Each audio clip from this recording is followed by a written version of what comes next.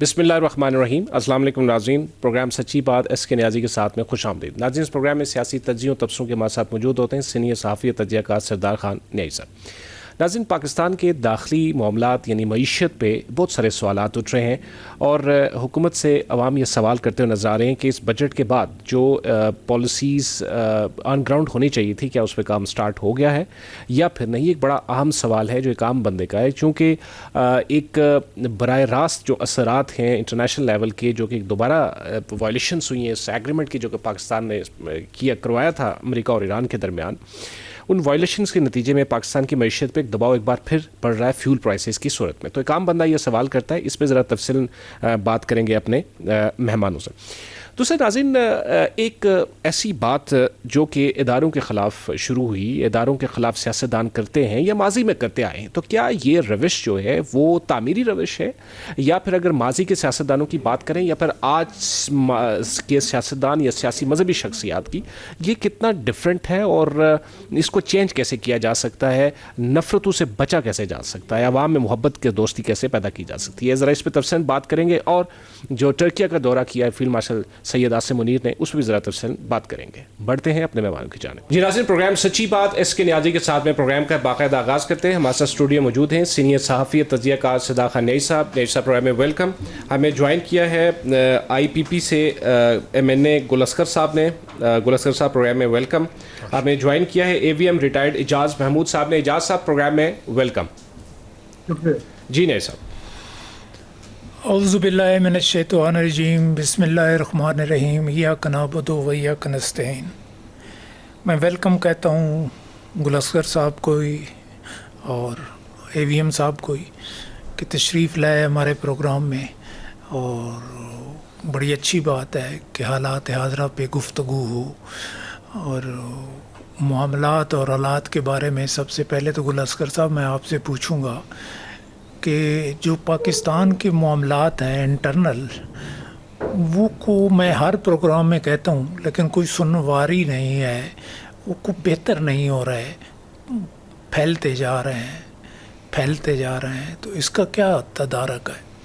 लेकिन न्याई साहब, जब हमारी हुकूमत आई और एक और मैं आपको बात बताऊं, अर्ज़ करूं कि हमारी अफवाज पाकिस्तान का सारा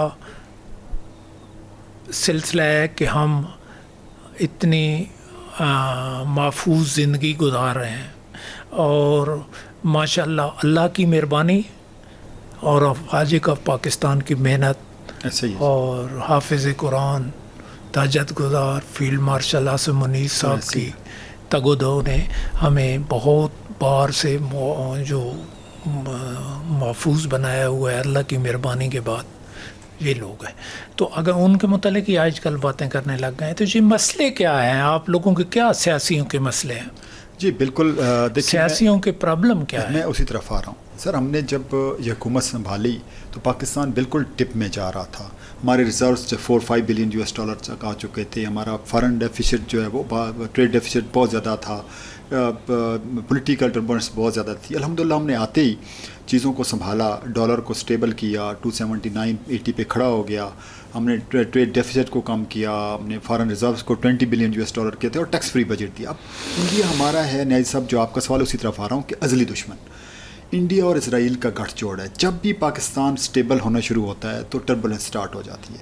अब पिछले साल जब मई के अंदर एक इंडिया ने टेस्टर मारा, उन्होंने ये सोचा कि इजराइल के ईरान के ऊपर हमले से पहले हम ज़रा चेक करें कि इनकी कैपेबिलिटी क्या है। अगर जब ईरान वो जंग शुरू होगी तो हम अपने इसमें से जंग छेड़ लेंगे। उन्हें ये नहीं पता था, जिस तरह आपने ये कहा कि तहज्जुद गुजार और एक कम्पिटेंट और एक ऐसा जर्नल जो बहुत बहादुर है, उन्हें ये पता नहीं था कि अब जो जनरल बैठा हुआ है वो बड़ा डिफरेंट सा इंसान है। तो उन्होंने मुजफ्फराबाद पे हमला कर दिया, मरीद के पे हमला कर दिया, और उसका जो जवाब है वो फिर जो आपके सामने मार्का हक की उस पोजीशन में गया। तो इंडिया बिल्कुल एक्सपेक्ट नहीं कर रहा था। टेक्नोलॉजी, मोदी बड़े फ़ख्र से कहा करता था कि पिछली जब राफेल होते तो हम ये कर देते, राफेल होते तो वो हो जाता। राफेल भी गिर गए। پھر وہ ماننے کے لیے تیار نہیں تھے. پوری دنیا میں ان کی ہزیمت ہوئی اور پاکستان کی جو فارن پالیسی ہے وہ بھر کے سامنے آئی. اب ان کے پاس جب یہ حالات ہوئے تو انہوں نے کیا کیا کہ پھر وہ انٹرنل جو ہے وہ سرجنسی سٹارٹ کر کے انٹرنل بلوچستان کے حالات, کشمیر کے حالات اور وہ خراب کرنا شروع کر دیا. اب جو آپ ریسنٹ بات کر رہے ہیں دیکھیے اسی کی ایک کڑی ہے. کڑی یہ ہے کہ جب ان کو کچھ نظر نہ آیا تو انہوں نے افغانستان کے ٹیررسٹ گروپس کو ایکٹیویٹ کیا اور ایکٹیویٹ کر کے انہوں نے بلوچستان میں اور کے پی میں دھماکے کرنا شروع کر دیا اور حالات بہت خراب ہونا شروع ہوئے. مجھے ریسنٹلی جو آپ پولیٹیکل لوگوں کی بات کر رہے ہیں یقین کریں بڑا دل دکھا ہے, بڑی تکلیف ہوئی ہے. وہ میں نے بار بار مولانا فضل الرحمان صاحب کا, یہ پنجاب میں جو ہوئی ہے, جی مولانا فضل الرحمان صاحب نے جو اسٹیٹمنٹ دی ہے مولانا صاحب نے کی ہے کو بات, جی مولانا صاحب نے بات کی نیازی صاحب, اور مولانا جلسہ ہوا ہے, جلسے میں کی ہے, جی برابر جلسہ ہوا ہے اور جلسے میں انہوں نے بڑی لمبی طوری اسپیچ کیا. اور مولانا کے اسٹریچر کے آدمی کو یہ بنتا نہیں تھا نیازی صاحب. انہوں نے کیا کہا ہے ذرا آپ سنیں. وہ یہ کیا کہتے ہیں کہ جو شہید ہو رہے ہیں, جو شہداء ہیں پاک فوج کے, وہ تو تنخواہ کے لیے ہو رہے ہیں, تو کون سی نئی بات ہے.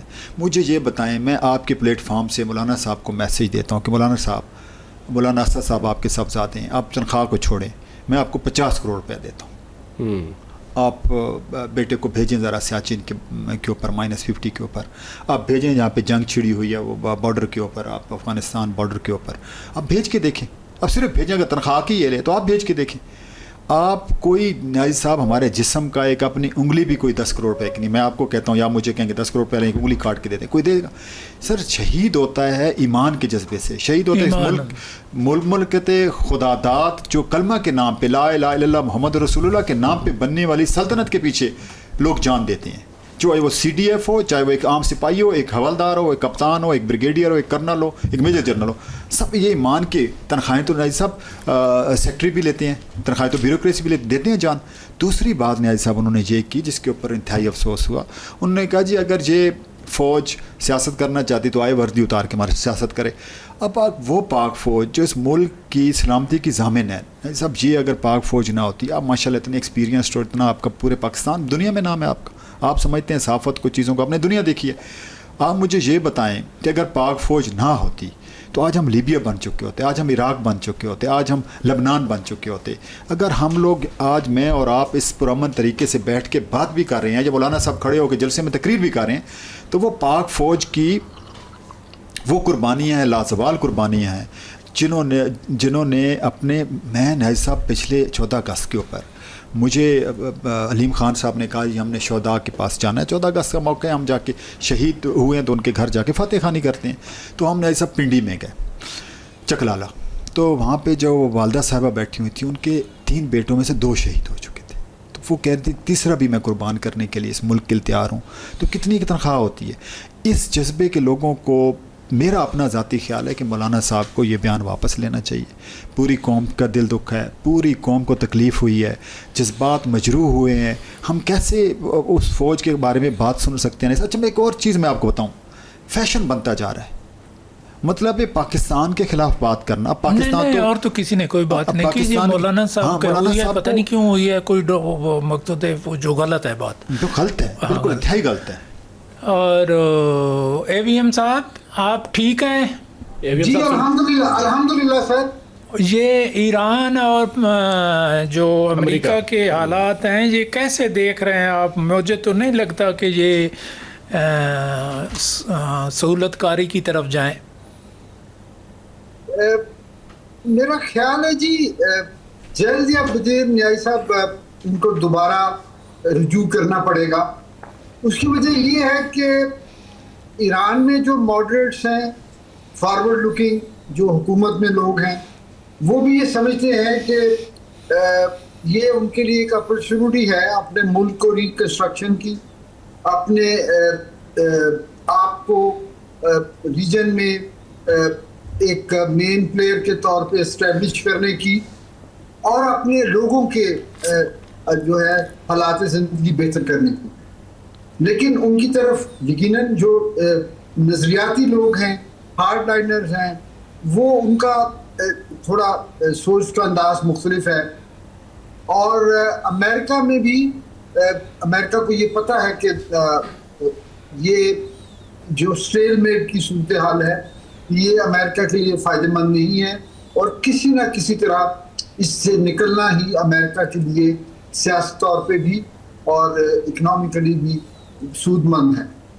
لیکن بدقسمتی سے یہ دونوں چیزیں ساتھ ساتھ چل رہی ہوتی ہیں. کبھی ہم دیکھتے ہیں کہ بالکل ایسے لگتا ہے کہ ہم بہت قریب پہنچ گئے ہیں کسی سلوشن کے, اور پھر اگلے ہی لمحے کوئی ایک بیان, کوئی ایک اشتعال انگیز کارروائی جو ہے وہ دوبارہ شوٹنگ وار کی طرف چلی جاتی ہے. تو یہ ظاہر ہے دونوں ملکوں کے لیے بھی اچھی بات نہیں ہے, اور ریجن کے لیے بھی امن کے حوالے سے یہ کوئی خوشائن بات نہیں ہے. تو امن ہونے کے امکانات ہیں؟ جی میں تو ابھی بھی آپٹیمسٹک ہوں کہ ہو جائے گا, لیکن پھر بھی نیائی صاحب یہ جو بھی امن ہوگا یہ ایک اسٹریٹجک پاز ہوگا کچھ مہینوں کے لیے, شاید سال 2 سال کے لیے, کیونکہ کسی نہ کسی سٹیج پہ جو زائنسٹ لابی ہے وہ اسرائیل کو دوبارہ پچ کرے گی, اور وہ ایک سپوائلر کے طور پہ اس امن کو ڈی ریل کر دے گا. کیونکہ اگر وہ ایسا نہیں کرتا تو ان کا گریٹر اسرائیل کا منصوبہ جو ہے وہ پایہ تکمیل تک نہیں پہنچے گا, اور وہ اس چیز کو کبھی بھی جو ہے ابینڈن نہیں کریں گے. وہ اس لیے میں نہیں سمجھتا کہ جب ہم ایک سسٹینیبل پیس کی بات کرتے ہیں تو اس کا مطلب یہ لیا جائے کہ ایک مستقل بنیادوں پہ کوئی امن ہو جائے گا. دیکھیے جب تک فلسطین کا مسئلہ حل نہیں ہوتا اس خطے میں کبھی امن نہیں ہو سکتا. ایک جنگ بندی ہوئی, ٹھیک ہے, ایک جنگ بندی ہوئی ہے, اس کی وائلیشنز ہو رہی ہیں, لیکن پھر بھی بائی اینڈ لارج وہ سیز فائر جو ہے انٹیکٹ ہے. اسی طرح کا امن جو ہے وہ آگے بھی ہو سکتا ہے. ٹھیک ہے, میں آپ کی طرف آتا ہوں. ناظرین اس وقت ہمیں جوائن کیا ہے سرمد خان صاحب نے, جو کہ سینیٹر ہیں پاکستان پیپلز پارٹی کے اور صدر ہیں APNS کے. سرمد صاحب پروگرام میں ویلکم. جی شکریہ. جی نہیں سرمد صاحب آپ خیریت سے ہیں؟ آپ کی دعا سے اللہ کا فضل. ماشاء اللہ آپ بڑے محنتی آدمی ہیں سر, آپ کی ذرا نوازی ہے. ابھی میٹنگ اتنی لمبی اٹینڈ کی اور ہیڈ آپ نے بھی کی سر. ہاں ہیڈ کیا آپ کے ساتھ. تو کیا حالات کیا دیکھتے ہیں آپ بتائیں نا, کیونکہ آپ APN آل پاکستان نیوز پیپرز کے پریزیڈنٹ بھی ہیں. جو حالات معاملات واقعات آج کل ہو رہے ہیں, یعنی ابھی ہم بات کر رہے تھے اپنا کہ وہ اس نے پنجاب میں جو سپیچ ہوئی ہے, ہاں باتیں کی ہیں ہمارے فوج کے خلاف, مطلب شہدا کے خلاف, اور اس کے کیا آپ ان چیزوں حالات کو کیسے دیکھتے ہیں؟ دیکھیں میرا ذاتی طور پہ میرا خیال ہے کہ مولانا کو اس قسم کی گفتگو نہیں کرنی چاہیے تھی.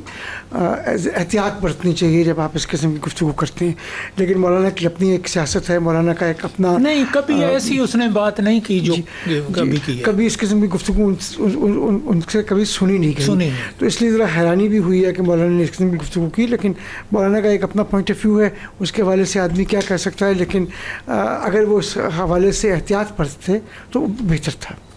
اور کیونکہ آج کل کے جو حالات ہیں اس کے اندر ذرا اس قسم کی گفتگو سے احتیاط کرنی چاہیے. ہے نا ہمارا کہ وہ اس بات کا وہ دے کہ جی میرے سے میں نے اس طریقے کی نہیں کی تھی, اس طرح بات کی تھی. اگر میرے خیال میں وہ اس قسم کی کوئی بات کرنا چاہتے ہیں کہ تو مناسب ہوگا ان کے لیے اس قسم کی بات کریں. آج ہمارا میسج ہوگا ہمارے ساتھ یہ ہے, میسج ہوگا کہ پارلیمانی کلیئرفائی کریں. گل اصغر صاحب MNA ہے اور پارلیمانی سیکرٹری بھی مناسب یہ ہوگا کہ وہ کلیئرفائی کریں اپنے اسٹیٹمنٹ کو, اس لیے کہ انہوں نے ہمیشہ افواج پاکستان کو کے کردار کو سراہا ہے, اور اس قسم کی جو گفتگو ہے وہ کچھ بہت زیادہ ہی غیر احتیاطی برت دی انہوں نے یہ گفتگو کرتے ہوئے. اچھا گلستان صاحب, میں آپ سے ایک چیز ہسٹری کی بلکہ صاحب کے سامنے رکھنا چاہتا ہوں, ان کو پتہ بھی ہے کہ PDM کی جب گورنمنٹ تھی تو مریم صاحبہ جو کہ چیف منسٹر ہیں پنجاب کی, وہ کوئٹہ میں موجود تھی. تو انہوں نے کہا کہ اپنے لوگوں سے سوتیلے لوگوں جیسا سلوک نہ کرو,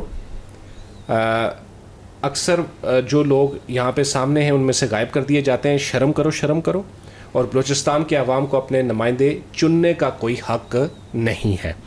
آج وہی مریم صاحبہ ہیں چیف منسٹر ہیں پنجاب کی. اب اسی سیاق کو مد نظر رکھتے ہوئے کیا یہ ممکن ہے کہ مولانا صاحب اگر معافی مانگتے ہیں, جیسے آپ نے ذکر کیا کہ قصور میں انہوں نے تقریر کی اور شہداء کے بارے میں جو بات کی, تو مولانا صاحب نارمل ہو جائیں گے حالات سارے؟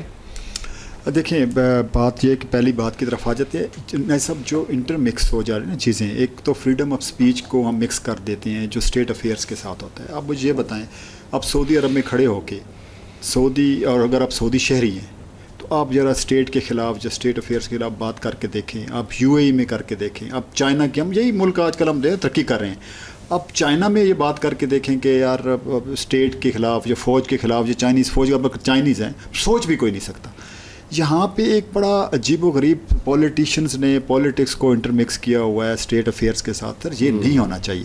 دیکھیں کبھی نواز شریف صاحب, کبھی مریم صاحبہ, کبھی شہباز شریف صاحب نے کبھی کہا نہیں ہے, خواجہ آصف صاحب. تو یہ بڑا اس کے اوپر سیریس جو ہے وہ پوری نیشن کو بیٹھنے کی ضرورت ہے. اگر آج جیسے میں نے پہلے عرض کیا کہ اگر آج پاکستان فوج نہ ہوتی تو پھر ہم لیبیا بن چکے ہوتے, آج ہم عراق بن چکے ہوتے, آج ہم یمن بن چکے ہوتے, یا آج ہم فلسطین جیسا ہمارا حال ہوتا.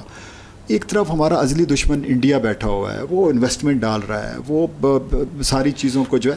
اچھا اس کو لائن کو ایک تو نہ پاکستان فوج پاکستانی شہریوں کے خلاف ہے, نہ کوئی پاکستانی حکومت پاکستانی شہریوں کے, مکسنگ کہاں ہو رہی ہے. حکومت کے خلاف ہو سکتا ہے. اچھا اب سر یہ ہے کہ جو ٹیررسٹ ہیں, یہ بات کوئی پاکستانی افواج پاکستان کے خلاف یقین کریں مجھے تو کل نہیں, تو وہ میں یہ مولانا صاحب میرے پروگرام میں آتے رہتے ہیں. نارملی وہ بہت زیادہ انہوں نے ایک دفعہ میرے گھر آئے, ہماری فوتگی ہوئی تو پہلے آرمی چیف تھے وہ بھی آئے ان سے پہلے جو تھے, تو انہوں نے اتنی تعریف کی تھی فوج کی, افواج پاکستان. مجھے سمجھ نہیں آ رہی کہ یہ بات ان کا ذہن کہیں گڑبڑ ہے یا کچھ, یہ بھی دیکھ لینا چاہیے. کوئی مولانا صاحب سے کوئی طلب تو نہیں کی گئی, کوئی بات تو نہیں. میرے خیال میں مولانا صاحب جو میرے خیال میں مولانا صاحب شاید کہہ رہے ہیں کہ مجھ سے بات کریں. اچھا وہ چاہتے ہیں کہ شاید ان سے بات کی جائے, لیکن وہ اپنا ان کا اپنا وہ ہے. لیکن اسپیچ میں سوری میں آپ کی بات کاٹ رہا ہوں, وہ کہہ رہے ہیں جی کہ ہم کیوں لشکر بھیجیں, ہم کیوں لشکر بھیجیں, آپ تنخواہ لیتے ہیں, آپ یہ. اچھا نہیں سر مجھے یہ بتائیں, آپ تو ماشاءاللہ بڑے, آپ کا بڑا دنیا میں خود آفر کی تھی لشکر کی. لیکن ایک چیز جو ہے میرے خیال میں یہ بھی ہمیں جیسے آپ کر لوں. اچھا میں آپ کو بتاتا ہوں. سر مجھے یہ بتائیں کہ کوئی قوم کے بغیر کوئی فوج کامیاب ہوئی آج تک؟ تاریخ اٹھا کے دیکھ لیں, فوج کے پیچھے قوم کھڑی ہوتی ہے, اور قوم میں ہوں, مولانا فضل الرحمان ہے, سارے اس طرح کے پولیٹیشینز بھی ہیں, انجینئرز بھی ہیں, ڈاکٹرز بھی ہیں, صحافی بھی ہیں. تو مولانا کو یہ بات بھی کہنا نہیں بنتی کہ ہم آپ کے پیچھے نہیں کھڑے ہیں اور آپ تنخواہ کیوں جائیں, ہم آپ کی جنگ کیوں لڑیں. بھائی جنگ آپ کی نہیں, یہ جنگ ہر پاکستانی کی ہے, ہر محب وطن پاکستانی کی ہے. سر یہ دیکھیں انڈیا میں مسلمانوں کی کیا پوزیشن ہے, دنیا اس اسٹیج کے اوپر سوچ بچار کے بغیر بات کر دینا, مطلب مولانا جیسے بندے کو یہ.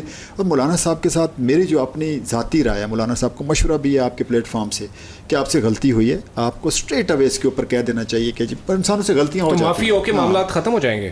ختم ظاہر ہے. وہ کون سا مولانا کو دیکھیں, مولانا صاحب کے فالورز ہیں, مولانا کے ایک سے ہے, مولانا جب وہ کہیں گے, اگر وہ اب کانٹراڈکٹیو اس میں چلے جاتے ہیں تو پھر میرا نہیں خیال کہ مولانا جیسے اسٹریچر کے آدمی کو اڑنا چاہیے. معافی والی بات تو پتہ نہیں, لیکن مولانا کو اپنی اسٹیٹمنٹ کو کلیریفائی کرنا چاہیے. معافی والی نہیں بات, کلیریفائی کرنا چاہیے طریقے سے. یہ بھی کوئی بات نہیں, معافی والی بات نہیں ہے, کیونکہ دل تو معاف نہیں کرے گا. اور دوسری بات جو ہے نا, وہ ہمیں یہ بھی ذہن میں رکھنی ہے کہ کوئی یہ نہیں کہہ رہا کہ لشکر بھیجیں. افواج پاکستان خود لڑ رہی ہے, وہ کسی کو نہیں کہہ رہی کہ آپ لشکر بھیجیں. وہ نہیں, افواج پاکستان کا تو کمال ہے. تو وہ میرے خیال میں کچھ چیزیں نامناسب ہو گئیں. مولانا بہت نپی تولی گفتگو کرتے ہیں, اس دفعہ شاید وہ کریز سے باہر جا کے نہیں انہوں نے غلط, میرے پروگرام میں آتے رہتے ہیں, انہوں نے آنا ہے 3-4 دن تک. ان سے میں بات کو وہ طریقے سے موڑ. جی اگر مجھے اجازت دیں میں بھی کچھ عرض کروں. ہاں اگرچہ یہ سیاست کی بات ہے تو یہ میرا شعبہ نہیں ہے, یہ میرا شعبہ نہیں ہے, لیکن یہ جس حوالے سے بات ہو رہی ہے وہ قومی سلامتی کا مسئلہ ہے. اچھا, یعنی کہ مولانا فضل الرحمان صاحب نے جو یہ معاملہ بات کی ہے وہ قومی سلامتی کا مسئلہ ہے. جی بالکل. جب آپ اپنی مسلح افواج کے مشن کو چیلنج کرتے ہیں, جب آپ ان کی قربانیوں کو جو ہے اس کے اوپر یہ بیان دیتے ہیں, تو آپ کس کا ایجنڈا پرسو کر رہے ہیں؟ اس کا مطلب ہے یہی ابہام جو ہے لوگوں کے ذہن میں جب پیدا ہوتا ہے تو پھر دہشت گردی پروان چڑھتی ہے، پھر ہمیں عوام کی سپورٹ نہیں ملتی، اور ہمارے دشمنوں کو ہماری سرزمین پر جو ہے وہ ہائیڈ آؤٹس مل جاتی ہیں۔ شہادتوں کو تنخواہ سے جوڑنا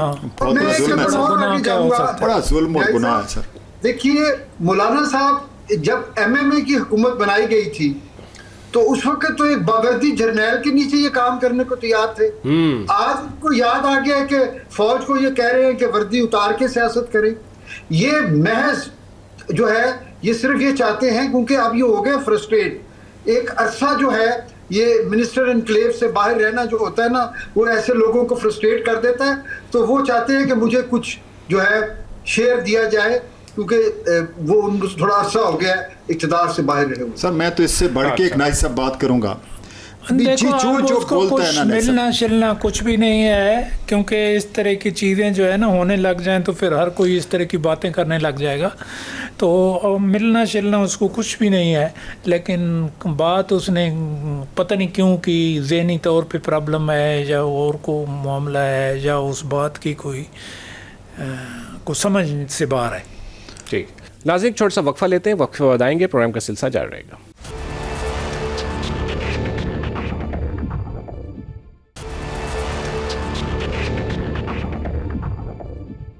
ویلکم بیک ناظرین۔ اچھا AVM صاحب، آپ کی توجہ چاہوں گا کہ فیلڈ مارشل سید عاصم منیر نے ٹرکی کا دورہ کیا ہے، بلکہ انفیکٹ دورے پہ ہے، اور کچھ روز پہلے جو ہے وہ نیٹو کے سمٹ میں امریکن پریزیڈنٹ جو ہیں انہوں نے بھی وزٹ کیا تھا، اور امریکہ ایران اب ٹرکی کو وہ جہاز بھی دے رہے ہیں، یعنی ڈیفنس ڈیل بھی انہوں نے سائن کی ہے، اور ان کی جو اپ لفٹ کر رہے ہیں سینکشنز بھی۔ تو ایسے حالات میں یہ دورہ کتنا امپورٹنٹ ہے؟ یہ انتہائی اہم ہے جی۔ پہلی بات تو یہ ہے کہ ہمارے جو ریاست کے ساتھ گورنمنٹ ٹو گورنمنٹ اور پیپل ٹو پیپل جو کانٹیکٹ ہیں وہ ترکی اس کی ایک بے مثال جو ہے نا ایک آپ کہہ لیجیے اس کی نظیر نہیں ملتی۔ اچھا، ابھی جو نئی ری الائنمنٹس ہو رہی ہیں اس خطے میں، جس میں وہ کوارڈ کی جو بات ہو رہی ہے تو اس میں ترکیہ جو ہے وہ پاکستان کے بعد مسلمان ملکوں میں سب سے بڑی فوج ہے ان کے پاس، اور پھر ان کو یہ ایڈوانٹیج ہے کہ وہ یورپ میں بھی ہیں، اور پہلے اگرچہ ایک زمانے میں جیسے شاہ کے زمانے میں ایران اور اسرائیل کے بھی اچھے تعلقات تھے، تو ترکیہ کے بھی اچھے تعلقات تھے، لیکن اب جو ہے چونکہ وہاں پر بھی جو حکومت ہے وہ آپ کہہ لیجئے کہ وہ رائٹسٹ حکومت ہے اردوغان صاحب کی، تو وہ موجودہ حالات کے تناظر میں اسرائیل کے ساتھ بھی ان کی جو ہے تعلقات میں وہ گرم جوشی نہیں رہی، بلکہ کئی دفعہ تو بالکل مخالفانہ بیان بازی ہوتی ہے۔ تو اس تناظر میں بالکل پاکستان ترکیہ کی جو رینیوڈ ریلیشن شپ ہے، دفاعی خاص طور پہ سیکیورٹی ہماری بہت زیادہ کوآپریشن ہے، تو یہ انتہائی اہم دورہ ہے، اور پاکستان کے جیسے میں نے پہلے کہا جتنے اچھے تعلقات تمام لیولز پہ ترکیہ کے ساتھ ہیں وہ ان کو مزید بہتری ملے گی، اور فیلڈ مارشل صاحب کے وہاں جانے سے یہ جو ریسنٹ ڈیولپمنٹ کی ہوئی ہیں یا ان کو نیٹو کے حوالے سے ری انگیج کرنا چاہ رہے ہیں امریکہ ان کو کچھ کنسیشنز دے کے، تو میرا خیال ہے کہ اس میں آپس میں ایک ایسی انڈرسٹینڈنگ پیدا کرنے کے لیے یہ جو باہمی ملاقات ہے یہ بڑی اہم ہوگی کہ پاکستان اور ترکیہ مل کے کس طرح اس خطے میں مسلم ملکوں کے جو سیکیورٹی کی نئی پیراڈائم میں جو ان کے تحفظات ہیں اس میں کس طرح ایک جوائنٹ ایفرٹ جو ہے وہ رول پلے کر سکتی۔ نہیں صاحب، آپ کیسے دیکھ رہے ہیں اس دورے کو؟ یہ بڑا امپورٹنٹ دورہ ہے چونکہ پاکستان نے امریکہ ایران کو بھی ایک پیچ پہ لایا۔ میں آپ کو یہ بتاؤں جی کہ عاصم منیر صاحب جن کا سارا کردار ہے پاکستان کو اس لیول تک پہنچانے کا، مین عاصم منیر کا ہی سارا کردار ہے۔ بھارت کا معاملہ ہو یا ایران کا مسئلہ ہو یا امریکہ کا ایشو ہو، کوئی بھی ایشو ہے اس میں نمبر 1 جو کردار ہے وہ حافظ قرآن تہجد گزار عاصم منیر صاحب کا ہے۔ تو وہ جس معاملے کے لیے وہ جاتے ہیں اس میں آسودگی ہوتی ہے اور کوئی نہ کوئی ریزلٹس اس کے پراپر نکلتے ہیں، اور میرا خیال ہے وہ اچھے ریزلٹ لے کے آئیں گے. اور یہ دورہ بھی اس لیے ہے کہ یہ جو اس میں جس طرح بتا رہے ہیں وی ایم صاحب یہ جا رہی ہے وہ تھوڑا سا اس میں ٹرن آؤٹ ہو. ٹھیک. سرور صاحب آپ اس پوائنٹ کے حوالے سے کیا کہیں گے؟ میرے خیال میں بہت کامیاب دورہ رہا ہے سی ڈی ایف کا، اور اس موقع پہ جب نیٹو کی سمٹ بھی ہوئی اور F-35 کی جیسے آپ نے بات کی اس حوالے سے بھی میرے خیال میں یہ کافی امپورٹنٹ تھا. پلس کوڈ کی بات ہو رہی ہے، جو ایک اسلامک کوڈ کی بات ہو رہی ہے، اسلامک نیٹو کی بات ہو رہی ہے میرے خیال میں، جس کے اندر ٹرکی، سعودی عربیہ، قطر، پاکستان، ایجپٹ کا ایک رول بنتا ہوا نظر آ رہا ہے. تو اس کے اندر اس حوالے سے بھی اہم ہے کہ تاکہ آپس میں مشورہ کر لیں ایک دوسرے کے ساتھ، کہ اسپیشلی امریکہ اور ایران کی جو جنگ کے حوالے سے، اور اسرائیل کی جو لبنان کے ساتھ جو جارحیت ہے، اور یا فلسطین کے اندر جو کچھ ہو رہا ہے اس حوالے سے آپس میں ایک دوسرے کے ساتھ ہم صلاح مشورہ کر لیں، ایک دوسرے کے ساتھ کنسلٹ کر لیں. تو اس حوالے سے یہ ایک بہت اہم دورہ ثابت ہوگا. اور مجھے امید ہے کہ جیسے آپ نے خود کہا کہ سی ڈی ایف جہاں جاتے ہیں کامیابی، وہ تو ہمارے وزیر خارجہ بھی، مطلب امور خارجہ میں بھی لگتا ہے کہ ان کو ایک ماہریت ہے، تو وہ کافی اہم کردار انہوں نے ادا کیا امریکہ ایران کے مذاکرات میں بھی. تو اس تناظر میں ہمیں میرے خیال میں سب چیزوں کو دیکھنا چاہیے. لیکن میں سرمد صاحب آپ سے پہلے بھی ڈسکس کیا، اور آپ ماشاءاللہ ایک بہت اہم شخصیت ہیں پاکستان میں، APNS کے صدر ہیں، اور آپ کو میں پچھلے پروگرام میں ڈسکس کیا تھا. ہم جب کہتے ہیں نا، جو انٹرنل سسٹم کو میں زیادہ تر ایشو دیکھتا ہوں، کیونکہ آج ہی منسٹر صاحب جس طرح تارڑ صاحب آپ کی بات سن رہے تھے، تارڑ صاحب اچھا آدمی ہے، شریف آدمی ہے.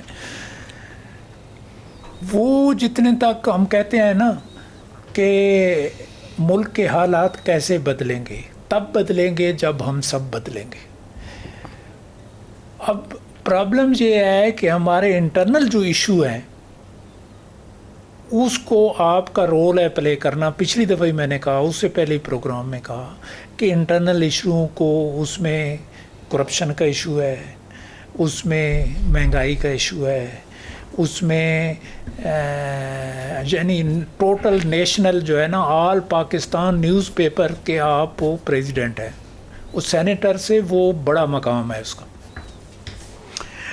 تو یہ آپ بتائیں ان کو کہ یہ جتنے تک کرپشن کم نہیں ہوگی، جتنے تک ان ریگولیرٹیز اور ان لیگل کام نہیں ہوں گے، جتنے تک کو ابھی یہ دیکھو نا، نیا سارے چینلوں پہ آپ دیکھیں، اس ٹائم دیکھیں، یہ نیا کام شروع ہو گیا. میں تو اس بات کو بالکل 110% میرے فضل الرحمان صاحب سے دوستی ہے، جتنے تک وہ اس بات کی معافی نہیں مانگیں گے میں بالکل بات نہیں کروں گا.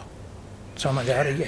اب اس طرح کے حالات انٹرنل ہمیں کسی طریقے سے، پھر غربا کا معاملہ ہے، غریب لوگ ہیں جو کہ غریب تر ہوتے رہ جا رہے ہیں، روٹی نہیں ہے، پھر پانی کا ایشو ہے. باہر تو سندھ ٹاسک کے معاہدے اس چکر میں تو آپ پڑے ہوئے ہیں، لیکن انٹرنل پانی کو کنٹرول کرنے والے نہیں ہیں. پانی سارا ضائع ہوتا رہتا ہے. میرے ساتھ ڈیم نہیں ہے میرے ساتھ. میں نے اس دن ایک گاڑی میں جا رہے تھے یہ MNA صاحب اور میں، تو میں نے ان کو بتا رہا تھا کہ ادھر عمران خان جب جگہ لے رہا تھا شملات، تو میں نے اس کو بتایا تھا کہ یہ جو ہے نا لیک، اس پہ کنسٹرکشن ہو رہی ہے اور پانی کی تباہی ہو رہی تھی. اس نے کہا نہیں صاحب مجھے بننے دیں وزیر اعظم، میں پانی کا ایسا انتظام کروں گا کمال ہو جائے گا. وہ پانی کا ایسا بیڑا غرق کیا 3 سال میں جو کمال ہو گئی. اس سے زیادہ وہ کنسٹرکشن میں نے ان کو دکھائی ہے کہ یہ عمران خان کے دور میں ہوئی ہے. جتنی بنی گالا کیا سر سوات میں دیکھ رہے ہیں یا آپ سرمد صاحب، ہمیں مقصود چیف معاملات پرائم منسٹر کو بتانے چاہیے، चीफ साहब को ही बताने चाहिए, आर्मी चीफ साहब को तो मैंने लेटर लिखा है सारी चीज़ों का, उन पे तो तवक्को है कि उनकी इंटरफेरेंस हो तो हो जाएगा। आप बिलावल को भी इन्वॉल्व इनमें करें, बिलावल भी माशाल्लाह यंग आदमी है, और कि ये जो जितने तक ये हालात ठीक नहीं होते ना इंटरनल, अब वहाँ की सिंध के अलहदा मसले हैं, ऐसे ऐसे मसले हैं जो बंदा परेशान हो जाता है, सोच नहीं सकता।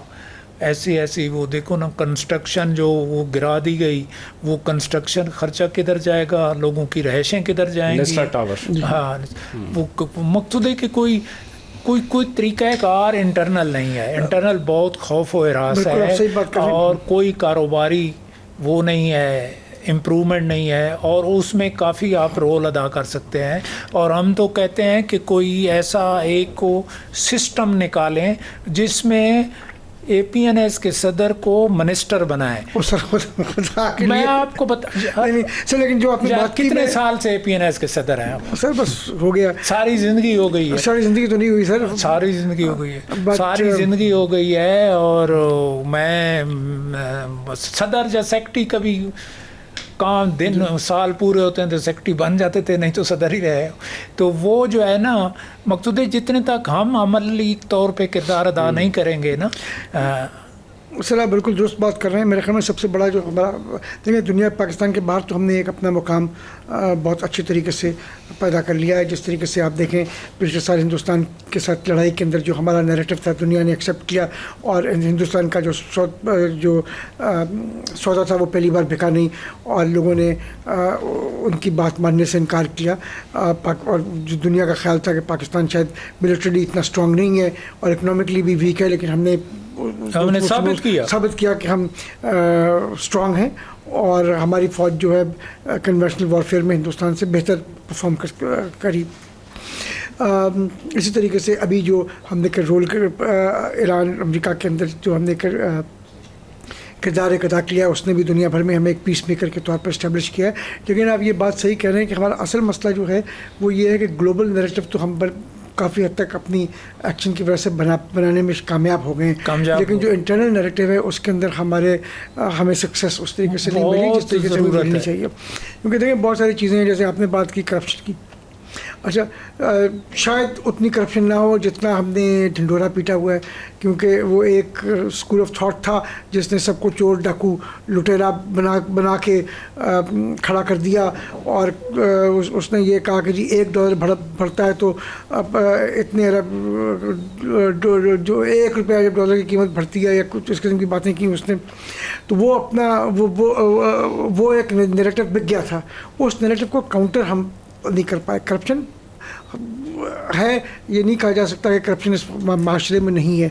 बदकिस्मती से करप्शन जो है वो हमारे इर्द गिर्द के ममालिक में भी है, शायद हमसे बहुत ज़्यादा हो, लेकिन वहाँ शायद उसकी बात नहीं होती जिस तरीके से हम अपने ऊपर कीचड़ खुद उछालते हैं। हम जाते हैं, अगर पाकिस्तान से बाहर जाएंगे, हमारे साबिक हुकूमत के वज़रा और वज़ीर आज़म जब पाकिस्तान से बाहर जाते थे तो जाके कहते थे हमारे मुल्क में इतनी करप्शन है। तो यार कौन आके आपके मुल्क में इन्वेस्ट करेगा? अगर आप जाके दुनिया भर में ढंडोरा पीटेंगे कि आपका मुल्क करप्ट है, वो कहेंगे नहीं यार इस मुल्क में बड़ी करप्शन है, यहाँ जाने की ज़रूरत नहीं है। लेकिन ठीक है, करप्शन एक इशू है जिसको पाकिस्तानी तो आना चाहते हैं, हम फैसिलिटीज़ पैदा करें। जैसे मैं बात करूँ, अगर चीन में हम हमारे वज़ीर आज़म सब जो साबिक वज़ीर आज़म थे वो गए और उन्होंने कहा जी मेरे मुल्क में बड़ी करप्शन है, हर चोर आदमी है, हर चोर है, डाकू है, तो कौन इन्वेस्ट करता है आके चीन से पाकिस्तान में? तो आपने बका दिया ना इन्वेस्टमेंट को। इसी तरीके से लेकिन लोगों के मामलात मसाइल हैं।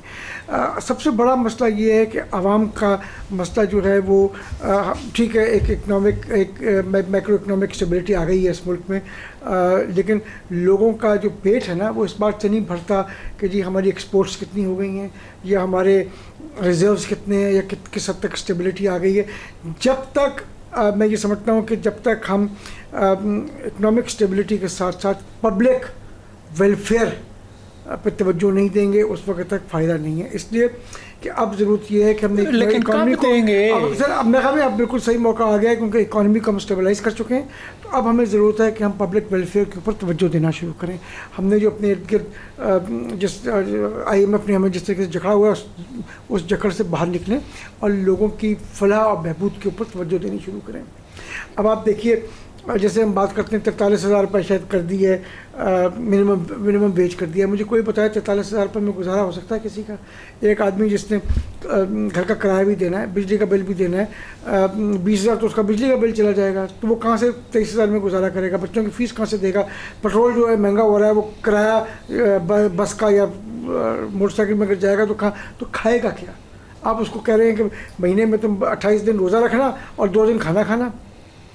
آپ کو خود دیکھنے کی ضرورت ہے کہ آپ کو لوگوں کے حوالے سے فارن سے پیسہ آنا چاہتا ہے, لوگ لانا چاہتے ہیں پیسہ. دیکھیں سعودی عرب میں, دبئی میں جتنے لوگ ہیں نا وہ پاکستان پیسہ سے لے گئے ہیں فائلیں بیچ کے, لیکن اب وہ پیسہ لانا چاہتے ہیں, لانا چاہتے ہیں تو ان کو آنے دیں, ان کو انکریج کرنے کی ضرورت ہے, ان کو آنے دیں. اور جو لیڈر ہیں ان کا پیسہ ہے یا لیڈروں کے پیسے باہر ہیں, فلیٹ ہیں, ہر چیز ہیں, وہ بھی آنے دیں, لیڈروں کو ہی نام نہ لیں. سر میں تھوڑا سا کر دوں کیونکہ بات کرپشن پہ ہوئی, بات انفلیشن پہ ہوئی. Being a representative of the federal government as a federal parliamentary secretary, میں اس پہ 2-4 باتیں ضرور کرنا چاہتا ہوں. سر دیکھیں, اس کو اس تناظر میں نہ دیکھیں.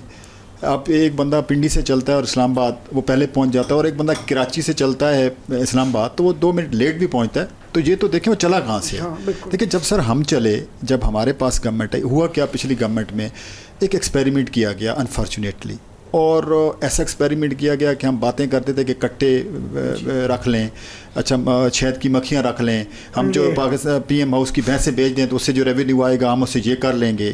پھر جاپان اور جرمنی کو کے بارڈرز کو ملا دیا گیا, اور اس طرح کی بہت ساری چیز. اور پھر اس وقت کے جو رستو سے اسد عمر صاحب, ان کو کہا گیا کہ بھائی آپ IMF کا پروگرام لے لیں, اس کے بغیر سسٹم نہیں چلنے والا. انہوں نے اتنا ڈیلے کیا, اور وہ بات کے جو کنسیکوینسز جب گورنمنٹ ہمارے پاس آئی, $4-5 بلین ریزرو رہ گئے تھے. ہماری جو ڈالر کہیں کھڑا نہیں ہو رہا تھا, کون سا پروجیکٹ ہے, کون سی دنیا کی فیزیبلٹی ہے جو اس فلکچویشن ڈالر کے اوپر کون انویسٹ کرتا. ہم اپنے فارن پاکستانی بھائیوں تو کہتے ہیں کہ وہ پیسہ نکالو, وہ کیسے کرتے؟ آج ڈالر کا ایک ریٹ ہے, کل کوئی انڈسٹری لگاتا ہے, کوئی ایگریکلچر ریفارمز میں انویسٹ کرتا ہے, کسی چیز میں انویسٹ, کیسے ریل اسٹیٹ میں یا کوئی انویسٹ کر سکتا تھا. تو اس کے اوپر ہم نے آ کے بہت زیادہ کام کیا. اچھا اب ہم تو بالکل تباہی کے دہانے پہ کھڑے تھے, ہم تو ڈیفالٹ کے دہانے پہ کھڑے تھے, وہ تو کوئی دیکھ نہیں رہا کہ ہم نے اپنی سیاست کی تباہی کر لی. اچھا بڑا آسان ہے صاحب, میں بھی یہاں پہ بیٹھ کے کہہ دوں کہ یار مجھے پتہ ہے ہم تو MNA ہیں نا, ووٹ لے کے آتے ہیں, ہم تو تھڑوں پہ بیٹھتے ہیں, ہم تو دکاندار کے پاس بیٹھتے ہیں, ہم تو کریانے والے کے پاس بیٹھتے ہیں, ریڈی مزدور سب ہمارے پاس آتا ہے, وہ تو DC آفس ڈرنے سے چلتا ہے. کی بڑی تعریف ہے, وہ کل کہہ رہے تھے کہ جی بالکل, اللہ کا شکر ہے جی, کافی ڈیولپمنٹ کی ہم نے. جی بالکل بالکل. اچھا تو نہیں صاحب, اس کے اوپر جب یہ لوگ ہمارے پاس ان کا حلقہ ہے, سرمد صاحب بڑا کام کیا ہے انہوں نے. سر سرمد صاحب نے جو فرمایا بالکل ٹھیک کرا کہ اس میں ہمیں پتہ ہے کہ 43,000 میں بجٹ نہیں بن سکتا, حقیقت ہے نہیں بچ سکتا. لیکن اب کرنا کیا ہے؟ یا تو یہ ہوتا ہے کہ ہم سرنڈر کر دیتے, ہاتھ کھڑے کر دیتے. تنقید کرنا بہت آسان ہے, تعمیر کرنا مشکل ہے. سر ہم نے کیا کیا, ہم نے ہر چیزوں کو, اب دیکھیں ہم اس ٹائم کیا ہو رہا تھا ریل اسٹیٹ کے اندر, جو آپ کی اب ہم نے ان چیزوں کو بھی کنٹرول کیا جو پاکستان کو نظر نہیں آ رہی, پاکستانی عام پاکستانی کو. وہ ڈالر جو ڈرین ہو رہا تھا, جس جگہ پہ ڈرین ہو رہا تھا, جس انڈسٹری میں ڈرین ہو رہا تھا, ہم اس انڈسٹری کو انڈیجنس اس کے اوپر لے کے آئے. اور اب ڈالر کی جو ہے وہ باہر اب جو وہ بیلنس آف جو ہے جسے ٹریڈ ڈیفیسٹ کہتے ہیں, وہ ہم نے کم کیا, ہم نے ڈالر کو اسٹیبل کیا, ہم نے ہر چیز کو اس پہ.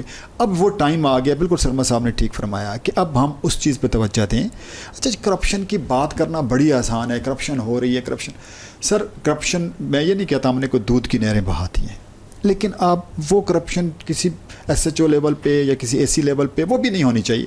لیکن کوئی لارج کرپشن کا کیس جو ہے, جو بہت میگا کرپشن کا کیس جو ہے, وہ آپ کو ان فیڈرل منسٹروں کو کسی کو ایلیگیشن نہیں لگا, کسی پریمیئر کو نہیں لگا. آپ کو ایک نظر آتا ہے جو KP میں آپ کو نظر آتا ہے, جس سے بڑا میگا کرپشن کا کوئی کیس ہے نہیں, جو اوپر کوہاٹ میں جو ہوا پورے ملک میں, اس سے بڑا کیس کوئی نہیں ہے. اصل میں سب سے صاف ستھری دھلی ہوئی حکومت ہے. کوشش کی PTI کے دوست ہمیں ملے نہیں, چونکہ یہ دونوں نون لیگ اور پیپلز پارٹی سے ایک اس پہ ہی ہے.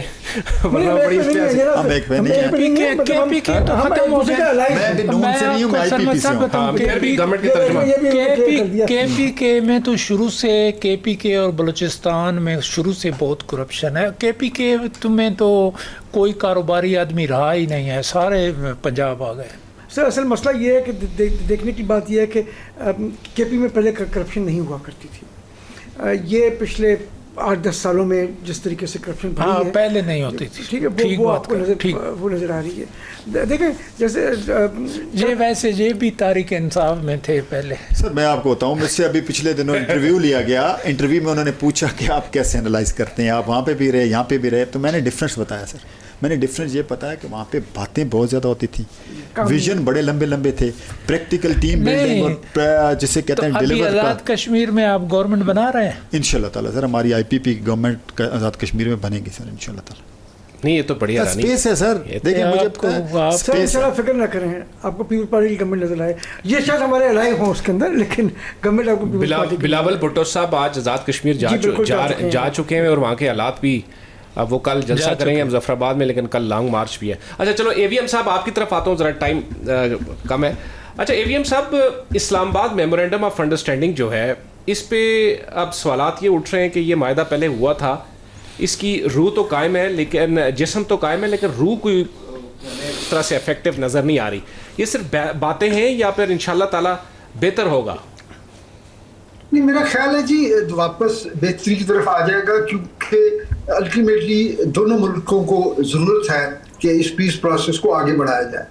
तो यकीनन आने वाले वक्तों में पाकिस्तान के लिए थोड़ा चैलेंज बढ़ गया है कि एज ए मीडिएटर पाकिस्तान को दोनों मुल्कों को ये कन्विंस करना कि वो जो स्पॉयलर्स की रोल है या दोनों अतराफ पे जो हार्ड लाइनर्स का रोल है, उससे ये मुतासिर होने से इसको बचाना, वो पाकिस्तान के लिए एक चैलेंज ज़रूर है, लेकिन मैं ऑप्टिमिस्टिक हूँ जी, इंशाल्लाह बेहतरी हो। ठीक है, तो आखिर में ये बता दीजिए कि ये अब ईरान और अमेरिका का जो आपस में ये क्लैश दोबारा स्टार्ट हो गया है, इसके बाद स्ट्रेट ऑफ हॉर्मुज़ बंद हो गई है, कीमतें बढ़ गई हैं तेल की, और इसी तरह इकोनॉमिक्स में काफ़ी ज़्यादा प्रॉब्लम है, तो इसका क्या देख रहे हैं मुस्तकबिल? देखिए, ये जो रिसेंट जो वायलेशंस हुई हैं, और ये काफ़ी मेजर वायलेशंस हैं दोनों तरफ से, बदकिस्मती से जो डाटा या ओपन सोर्स जो इंफॉर्मेशन है वो ये इंडिकेट करती है कि ये इसको इनिशिएट ईरान की तरफ से किया।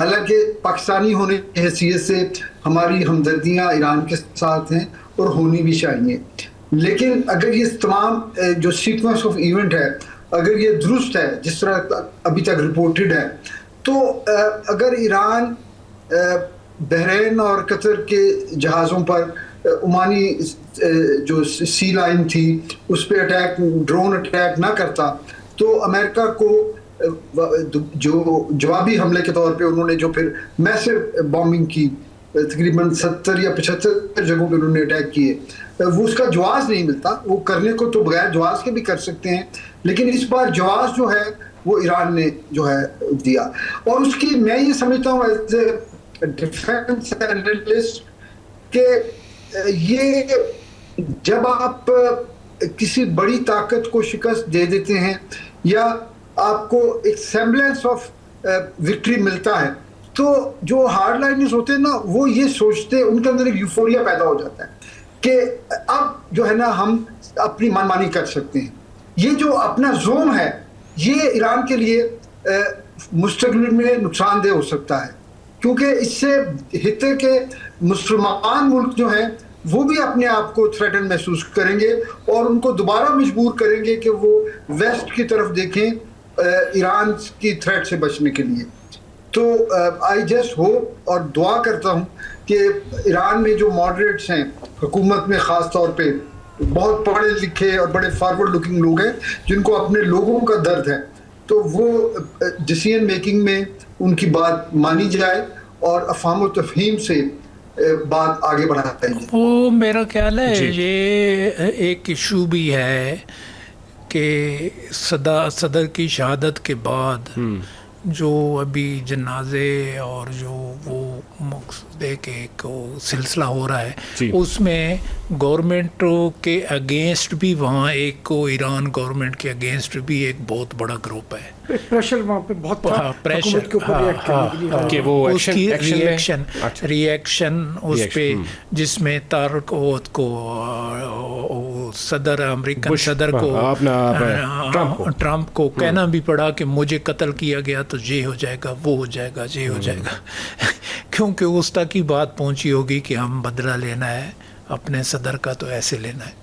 तो ज़रा ये बात हो सकती है सरमद साहब। जी बिल्कुल, ये मौजूदा मैं ये समझता हूँ, जैसे आपने कहा, मैं ये समझता हूँ कि ईरान के अंदर विदिन एक प्रेशर बहुत बिल्ड हो गया था, जनाजे के ऊपर विदिन प्रेशर है बहुत ज़्यादा, जिसकी वजह से वो रिवेंज के जो नारे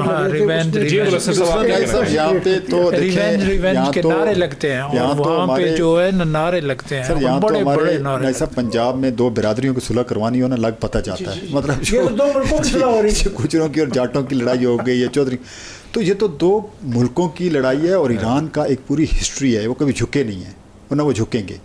वो जो अमेरिकन्स ये आके आए गए थे हम आएंगे अटैक करेंगे और अटैक करके ही फ़ौरन टेक ओवर कर लेंगे तो रिजीम चेंज कर लेंगे, तो वो हो नहीं सका, उनको एक हजीमत भी है।